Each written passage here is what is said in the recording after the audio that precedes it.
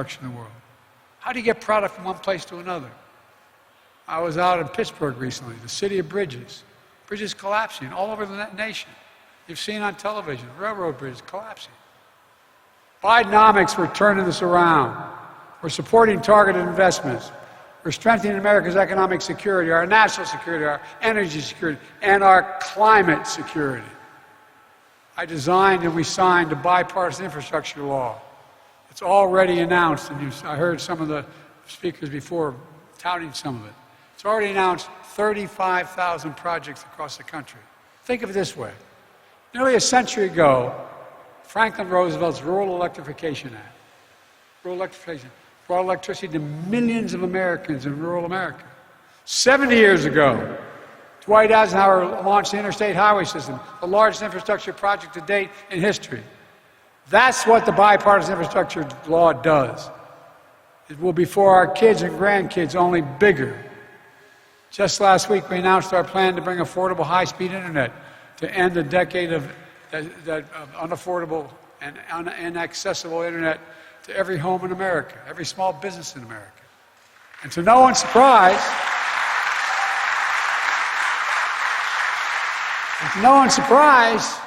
it's bringing along some converts. People strenuously opposed, voting against it when we had this going on. This was going to bankrupt America. Well, there's a guy named Tuberville, senator from Alabama, who announced that he strongly opposed the legislation.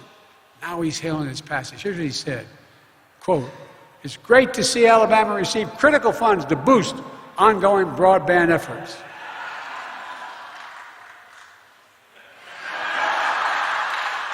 We're replacing every single lead pipe in this country and putting our children's health back directly. 400,000 schools, 10 million homes. We're fixing crumbling bridges, upgrading our power grid, renovating our airports and ports. And Dick, one of you talked about that, how important that is for the Great Lakes as well. Anyway, last week we reopened I-95 back where I live. And you go up the East Coast. It's one of the most important links in the entire East Coast. Well, guess what? A guy driving a truck knocked down the whole bridge and the whole block, 4 lanes of the highway. I went up there and I said, we're going to get this the #1 project to get done.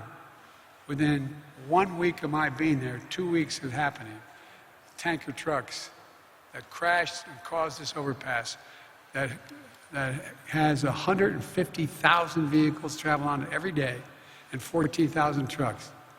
It's critical to our economy. We did it with union workers. We closed all the loopholes. We used all American products, all American materials. We used federal infrastructure project. Made in America. Made in America, not a slogan. It's actually happening. You know, when Roosevelt passed the legislation in the 30s about unions being able to be engaged, everybody thinks they just legalize unions. It said we should encourage unions. There was a little provision there that very few presidents paid attention to. It said, buy American. That meant that if a president was given money by the Congress to build, say, a new deck in an aircraft carrier, whatever it was, he or she was supposed to use 100% American labor and 100% American products. It hardly happened. We get exceptions down to 30%, et cetera. I changed all that. We're all now investing in key industries of the future, making targeted investments to promote domestic production of semiconductors, batteries, electric cars, clean energy. Under the trickle-down economic theory was that public investment would discourage private investment. Give me a break. We went to see a whole lot of major corporations said, are you more or less likely to invest if the government invests? Overwhelmingly. They had it backwards. They said, no, we're more likely to invest if the government invests. Public investment declined here at home. Industries that we invented started to move overseas, like semiconductors. I want to remind you, America invented these chips. Small computer chips the size of the tip of your finger that affect nearly everything in your life. From whether your cell phone functions, your automobiles can be built, refrigerators work, it goes on, into sophisticated weapon systems. It's all in that little, without that computer chip, we got a real problem. But over time, we went from producing 40% of those world chips down to 10%. Not anymore. Biden economics means industries of the future are going to grow right here at home. At home. I mean it. Not a joke. Under Bidenomics, we've already had over $490 billion in private investment commitments. $490 billion from U.S. companies and companies around the world coming to the United States of America.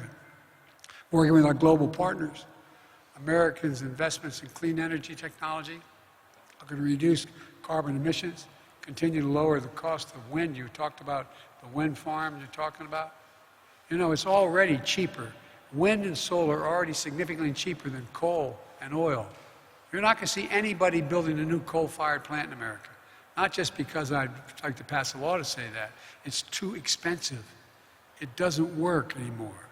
Solar power is not just here, but around the world. And we used to be the center of building these solar panels. We're coming back and doing it again. America's going to lead again. Look, it's a win for the United States and a win for the world that builds on my decision to rejoin the Paris Climate Agreement on the first day I came to office. The first day. And by the way, my predecessor talked a lot about increasing manufacturing. Remember Infrastructure Week? Infrastructure Week became Infrastructure Week and week and week and week and week. It never happened. We got Infrastructure Decade done right off the bat.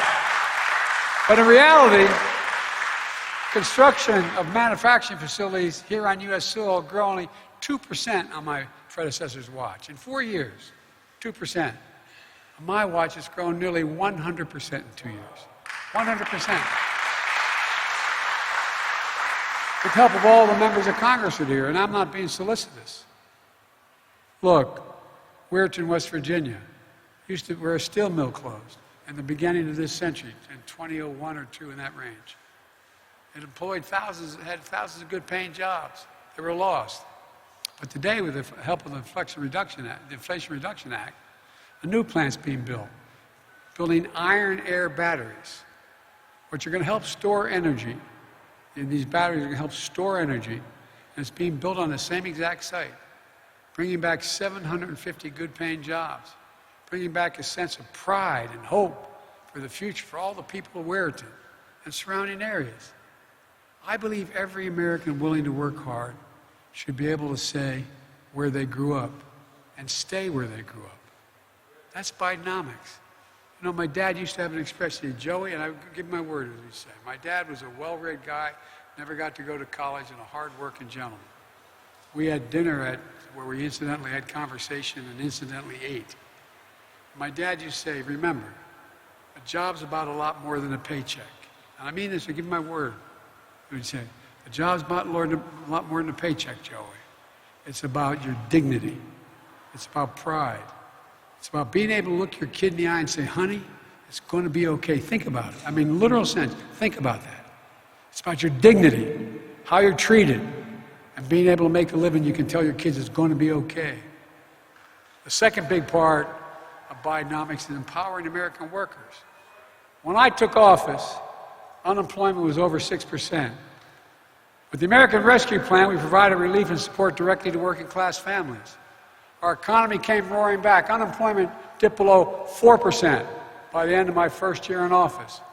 Now it's been below 4% for the longest stretch in 50 years of American history.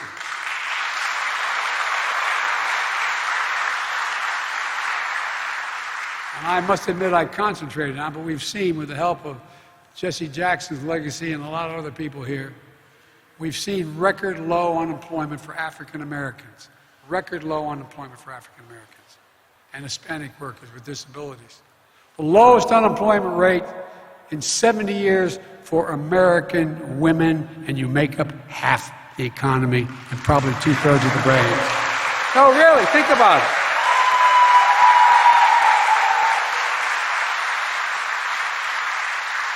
To pause for a second, when I was trying to get, name me a time when you thought any Democrat would get the endorsement within a week. Every single environmental group out there, the AFL-CIO, the women's groups. I mean, here's the deal. When I sat with the AFL-CIO, when I sat with the IBW, starting when I ran last time, I said, here's the deal, though. I'm going to be the most pro-American, most pro-union president in history, but you've got to employ more women, you've got to attract more African Americans, and you've got to attract more minorities. They have. They're going around. It's beginning to change. In every industry. Anyway, I go to these sites where they're trained. And by the way, the other thing I've told labor guys, you got to brag a little bit more about what you do. You realize to get a license to be an electrician in this town or any other, you got to essentially go to 4 years of college. You have to go through an apprenticeship that takes you 4 years to 5, depending, or you can't get a job. You get paid a little bit, but you can't get your license to be an electrician, a labor electrician, until that happens.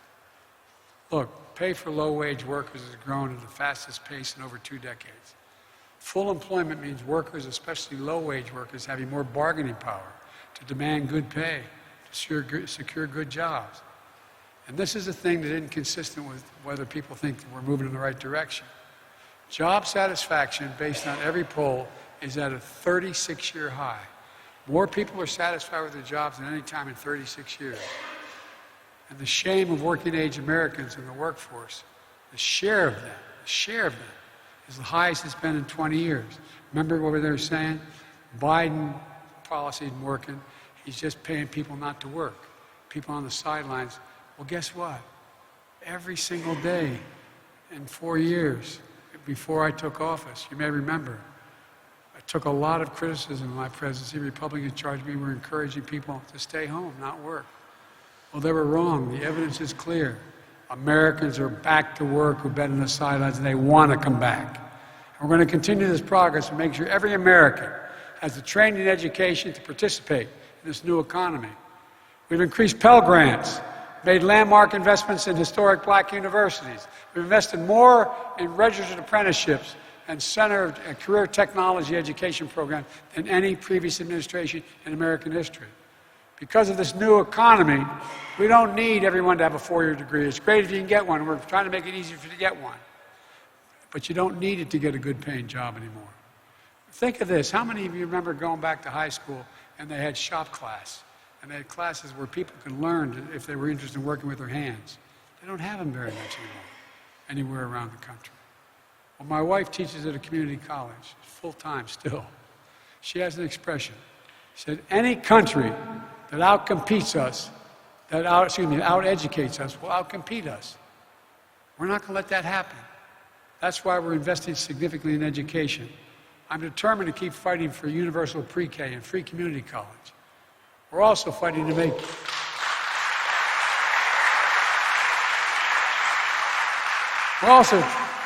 child care more affordable, because we know one benefit is that it opens up significant opportunities for parents to be able to go back and join the workforce. We're also making it easier to empower workers by making it easier to join a union. As I said, I promised to be the most pro-union president in history, and I tell business leaders all the time, our union workers are the best in the world. It takes 4 to 5 years in that apprenticeship. It's like going to college. They'll do the right job on time. Long-term cost for business is less. Addressing the 40-year decline in unionization by supporting project labor agreements, collective bargaining, prevailing wage laws. That's the reason today America's support unions is higher than it's been in 60 years. 60 years. And by the way, I met with the Business Roundtable and others. They said, why am I so pro-union? I said, because it helps you. It really does. Think about it. The total cost of a major project goes down when you have the best workers in the world doing it. Not a joke. It's true. It lasts longer. You don't have to worry about whether that socket's going to work. Look, young people are organizing new companies and industries. I've indicated to labor leaders they must expand their ranks. As I said, more women, more minorities. That's what they got to do. Third part of Biden economics is promoting competition. Because when companies have to compete on a level playing field, they have to work harder to attract customers and recruit and retrain workers. Some of you business people in here know that well. But under the trickle-down economic theory, 3/4 of U.S. industries grew more consecrated.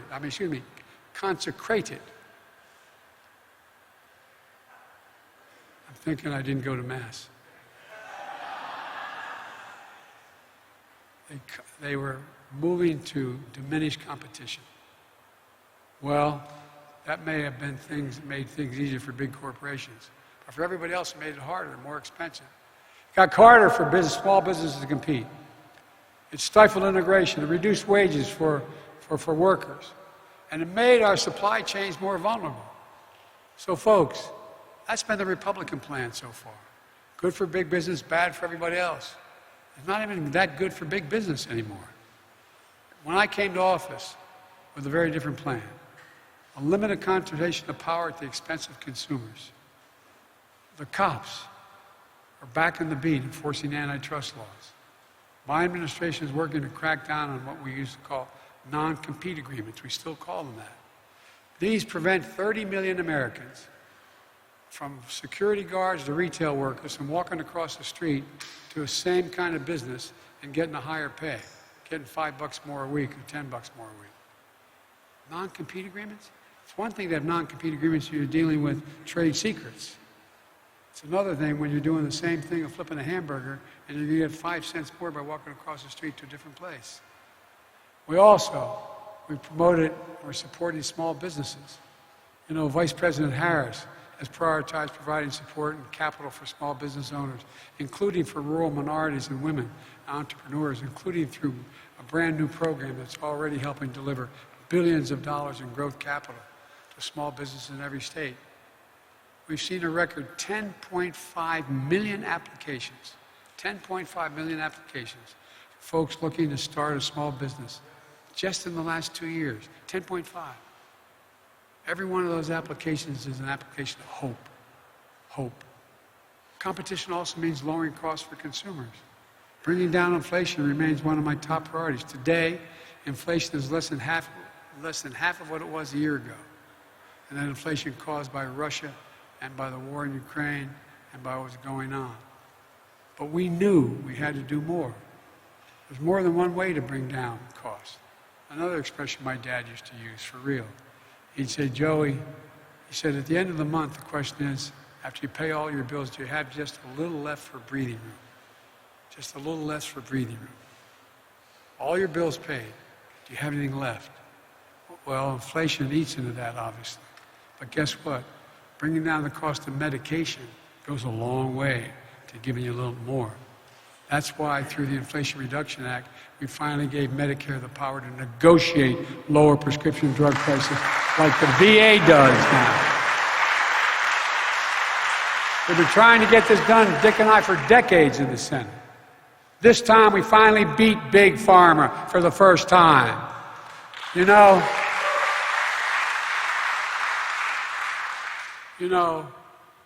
same drug made by the same American company, sold in Chicago, is more expensive than that same drug sold in Toronto, Great Britain, France, Germany, any city you can name, for real. Now seniors on Medicare are paying as much as who were paying $400 a month for insulin last year are now paying $35 a month. Because guess what? You know how much it costs to make that insulin? 10 TEN dollars. Package it, maybe 12 total. And the guy who invented the insulin didn't even ask for a patent because he wanted everybody to have access to it. We're just finishing the first round of negotiating drug prices.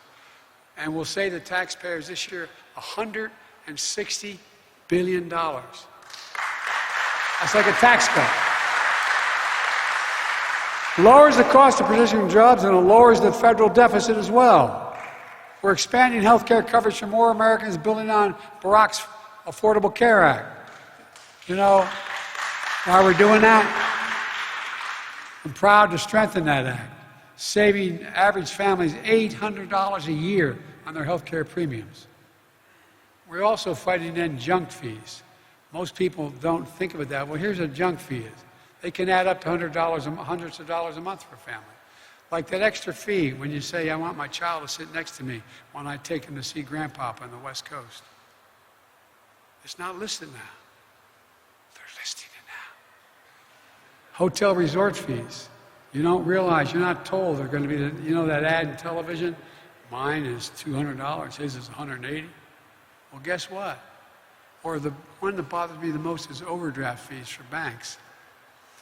The banks made $7.7 billion a year on overdraft fees. You overdraft a check, you get a penalty. It's one of the leading bank presidents, God love him, he's passed away, but he had a yacht. The name of the yacht was Overdraft. Swear to God. Well, guess what? There are going to be no more overdraft fees. Folks, we're doing all this, reducing the deficit at the same time. Just in my first 2 years in office, my team and I have reduced the deficit by $1.7 trillion, more than any president has. Just in 2 years.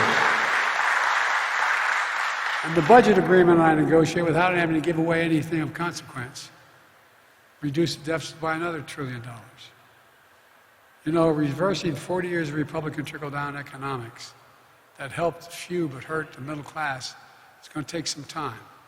But we're in a place where some big pieces, and we're moving in a direction where we can get some more done and people will see it. What I'm doing, and I knew I'd have to do this, all those major legislations we pass, people go, that's great, but it takes time to get it out in the field. It takes time for them to see it. And I'm not here to declare victory on the economy. I'm here to say we have a plan that's turning things around incredibly quickly. We have more work to do. For example, does anyone here think the federal tax system is fair? Raise your hand. No matter how much money you make. We're going to make it fair by eliminating loopholes for crypto traders, hedge fund managers. Big oil made $200 billion last year and got a $30,000 tax break, $30 billion tax break. We're going to get billionaires to pay up a little bit, at least the minimum tax. You know, when we began, there were 750 before the pandemic, 750 billionaires in America. Now there are 1,000. You know how much their average tax is? They pay federal tax? 8% taxes. No billionaire should pay a lower tax rate than a school teacher, a firefighter, a cop. I mean, this is...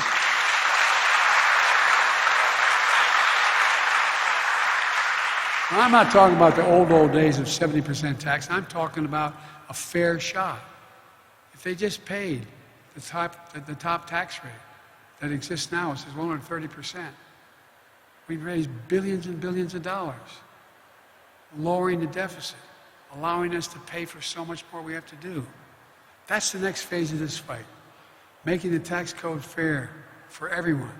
Making the wealthy, the super wealthy, and big corporations begin to pay their fair share without raising taxes at all on the middle class. I made a commitment when I got elected. No one in America making under $400,000 ever have to pay a single penny more in federal taxes as long as I'm president. And I've kept that promise. And $400,000 is a lot of money where I come from. Let me close with this. When I came to office, I had a fundamental decision to make. We're going to continue trickle-down economics as a policy that's failed time and again, that grew inequality, that saw jobs go overseas, that saw, and you've seen it out here, towns hollowed out. I ran on the promise I was going to end this, and that I began to build an economy from the middle out and the bottom up. We're not going to continue down the trickle-down path as long as I'm president. This is the moment. We're finally going to make a break and move away from an economy that has existed in a fundamentally different direction. Here's the simple truth about trickle-down economics. It didn't represent the best of American capitalism, let alone America. It represented a moment where we walked away, and how many in this country, from how this country was built, how this city was built, Bidenomics is about the future. Bidenomics is just another way of saying, restore the American dream, because it worked before. It's rooted in what we've always worked best at in this country, investing in America, investing in Americans. Because when we invest in our people, we strengthen the middle class, we see the economy grow, that benefits all Americans. That's the American dream.